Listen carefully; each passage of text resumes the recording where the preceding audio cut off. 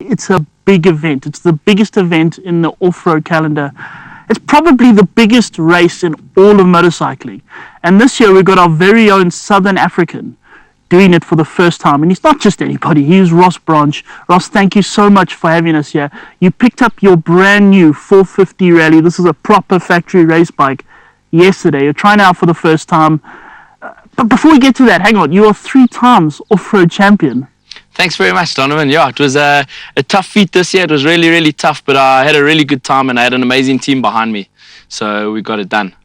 Okay, now Dakar. That is something else, isn't it? Definitely, it's one of the biggest things I've got to do in my life. But, I think I'm ready now. I've been dreaming of this day for a really, really, really long time. And I'm really looking forward to it, thanks to the backing from KTM South Africa, Francisco.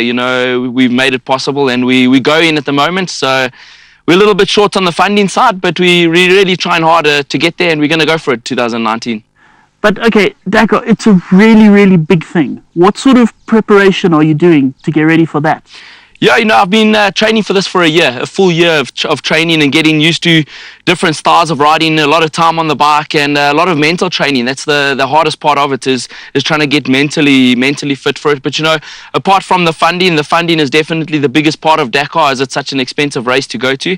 But I think we're ready. We got a little bit more road book training to do and luckily we've got the new KTM 450 Rally replica here. So I've got another 2.5 months to get used to it on this baby and we're going to send it go all the way to Namibia, to Botswana and do a lot of kilometers on this bike and get used to the weight and the different feel, the different riding style of the bike itself. Okay, you mentioned price. Dare I ask, what sort of numbers are we looking at to go and actually do a Dakar?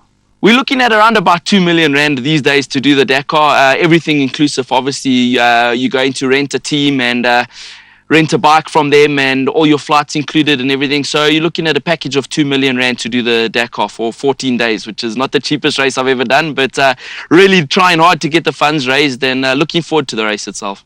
As we said, you picked up this bike yesterday. This is your first time riding it. What are your sort of first impressions? It's unbelievable, the expectation I had, it exceeded that by far. It's a beast. The power is unbelievable. The handling for such a big bike is really, really good. We had the fuel tanks full this morning, which was a little bit heavier than I was anticipating, but it handles so well. And over the whoops and stuff, the bike takes a hammering, and it really, really is a great bike to ride.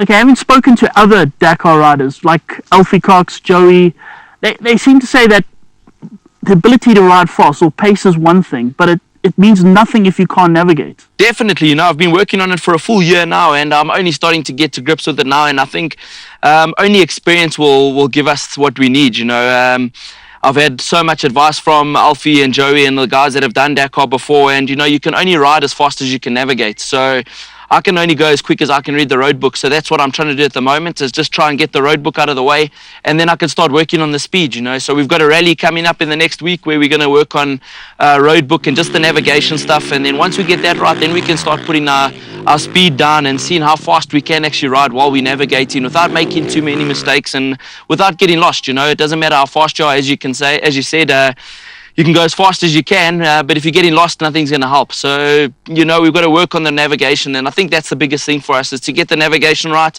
Once we got that right, then I think we can go for a decent result. And then what are your expectations now for Dakar, your first Dakar?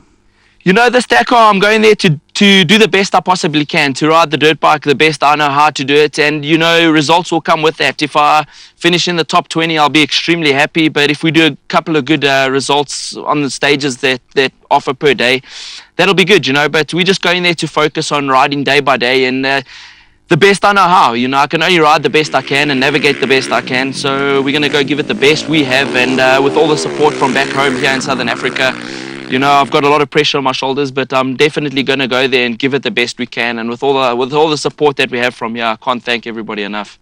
Now, you're saying you're short. Is there a way people can help you out? Yes, there is. We're a few 100,000 rand short. There's plenty of advertising space on the bike for sponsorship. If there is anyone out there that's in a position to help me, obviously all my rally jackets still have a lot of space on it. Please feel free to contact me via my website. Well, anyway, there we go. Ross, best of luck with Dakar. We all are behind you. And wishing you all the best.